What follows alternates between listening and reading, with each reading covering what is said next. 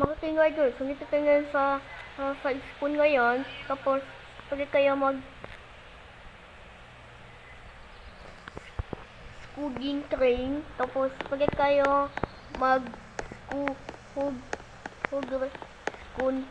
guide. Tapos, pwede pa kayo mag-swimming dito. Tapos, may swimming pool. Tapos, meron pa kayong jump. Tapos, meron pa kayong may floating.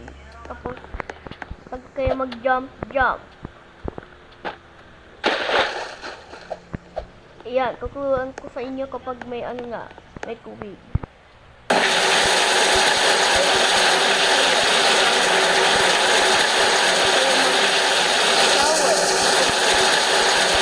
Ang shower kapag tapos na.